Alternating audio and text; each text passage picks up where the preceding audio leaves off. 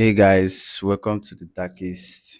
Today we are kicking off a super interesting series. This series is about understanding your constitutional rights when interacting with law enforcement. These law are guided by rights, which we call the amendments. Generally, there are 27 amendments in the United States Constitution, but we are going to focus more on the most frequent invoked ones during police encounter. These are the fourth, first, fifth, sixth, eighth, and 14th amendments. Let's start with the most invoked one, which is the Fourth Amendment. So, have you ever wondered, can the police just search me, my car, my house, whenever they want? The short answer is no. Thanks to the First Amendment, the Fourth Amendment of the United States Constitution, there should be a probable cause to do that. Take, for example, your personal space, your belongings, your house, they are yours. The government cannot just barge into without a good reason. And usually they come with a piece of paper called a warrant. Warrant is just a document signed by the judge that says basically there's a probable cause and a reasonable belief that a crime has occurred and the police can actually search. When does this powerful right actually protect you? Let's break them down into three common scenarios. First scenario is traffic stop. Imagine you're just stopped by the police in a traffic and they want to search you. No, it's not possible. Not without a warrant, your consent, or a probable cause. Probable cause means they have a legitimate reason to believe your car contains evidence of a crime. For example, if they see an illegal substance in your car, they might have a probable cause to search for that. But they can't just search because they feel like it. They can look into the car from the outside, maybe with a flashlight, that's plain view.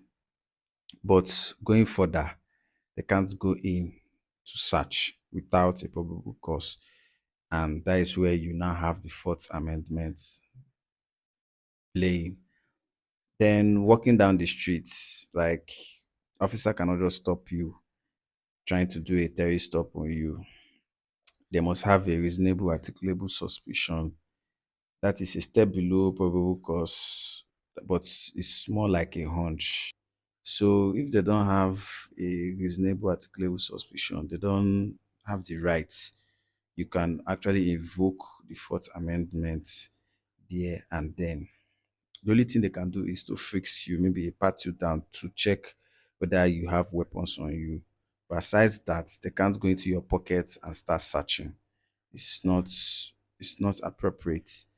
The third scenario is police at your door. Imagine your home. Your home is like the highest level of protection under the Fourth Amendment. Generally, police will need a warrant to enter your home to search, except there are exceptions like when they are chasing a suspect or maybe somebody is shouting inside your home. So they don't have warrants. They don't need warrants to do that.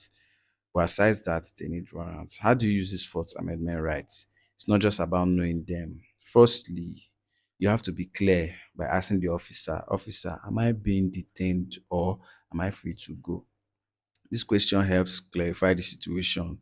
If you're free to go, you can leave. If you're not, then you have your rights, but you can't just walk away. Secondly, you ask, you tell, I do not consent to search.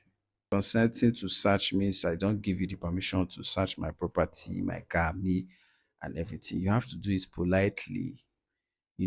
Officer, I understand you are doing your job, but I do not consent to any search of my person, my car, my belongings, my home.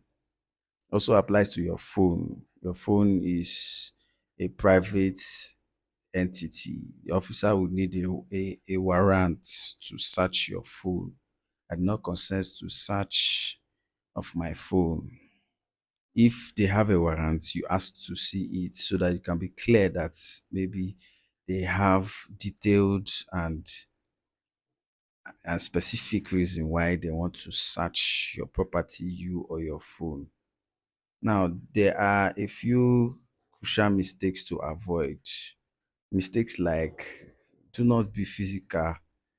with the law enforcement. You can attract charges like resisting arrest and assault on an officer. Do not run away. If you run away, you give the officer reasonable suspicion or probable cause. Do not get into a heated argument.